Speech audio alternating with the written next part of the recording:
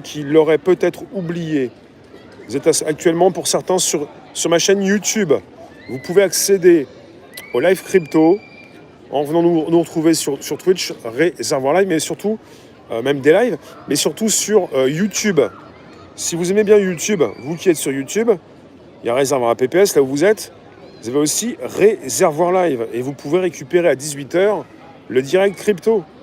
Vous êtes quelques centaines à 15h40. Vous pouvez venir tous, pour ceux que ça intéresse, à 18h sur YouTube, Réservoir Live. Merci Myriam, voici le lien. Voilà le lien. Alors, si j'ai bien tout mis là où il le fallait, j'ai titré dans le désordre, Shiba Inu, va lancer un stablecoin décentralisé. Il y a beaucoup de personnes qui parlent de Shiba actuellement. Il y a une baleine qui a acheté pour près de 200, même 400 millions de dollars. On parle d'un Shiba qui pourrait casser plusieurs zéros d'ici la fin de l'année, ce qui pourrait enrichir certains. On était sur une tendance baissière, ça se corrige, ça a l'air de remonter. On ne sait pas si ça va rester comme ça. Ensuite, j'ai pas tout mis. Je vais aller vérifier ce que j'ai mis sur Twitch.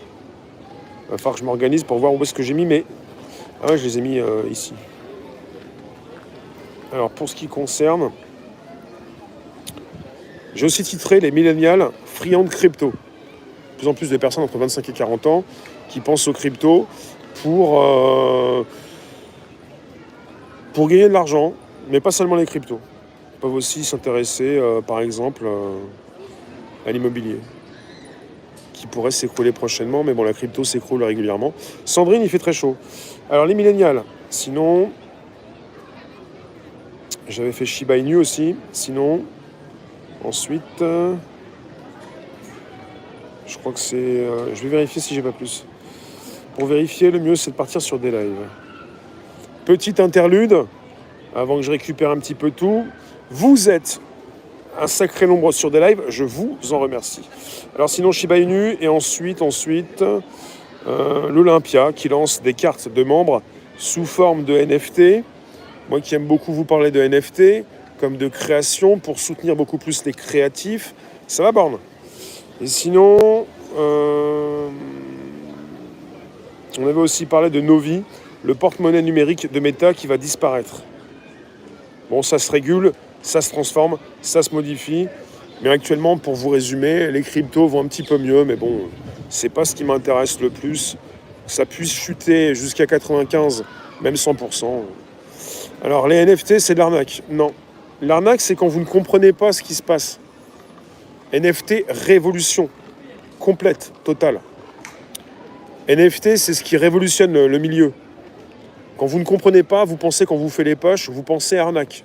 Et la petite souris qui se sent un petit peu balancée à droite et à gauche va se réfugier avec son outil de traçage numérique qui lui plaît tant. On en parle tout à l'heure. Alors ensuite, pour les sujets du soir, directement, on est parti sur un direct mardi avec le retour du loup. Plus de 10 000 vues sur Facebook, plus de 12 000 sur YouTube. Le retour du loup a bien plu, hein. Vraiment bien plu. Bien plu. Sinon, mercredi, je vous ai titré « Le jour où Kennedy n'est pas mort ». C'est un livre de R.J. Ellory. Et là où le monde est petit... Alors, je vais vous faire juste un aparté parce que je suis très content de ce que j'ai vécu cette semaine. Déjà, il y avait le loup. En plus, mercredi, j'ai lu un bouquin, des passages d'un type que j'apprécie énormément. Et bien, sur Twitter, comme on l'a rebasé, il a réagi. Et ce type-là, moi, je pensais qu'il était vraiment très loin. Il écrit en anglais, je ne vais même pas vérifier qui c'est. Il n'est pas très loin, il est en Europe, il réagit très vite, il aime beaucoup la France. Il vient aussi en France pour dédicacer ses livres. C'est R.J. Ellory, un des meilleurs écrivains, justement. Moi, j'aime beaucoup cette idée d'un monde très petit, quoi, un village, quoi. Tu comprends pas ? Bah oui, voilà pourquoi quand tu comprends pas, je vous l'ai dit, quand vous ne comprenez pas, vous pensez que c'est une arnaque. Alors ensuite, j'ai titré les Georgia Guidestone, l'élastique pète enfin. Là, tout le monde comprend, tout le monde revient, tout le monde se demande ce qui se passe. Bah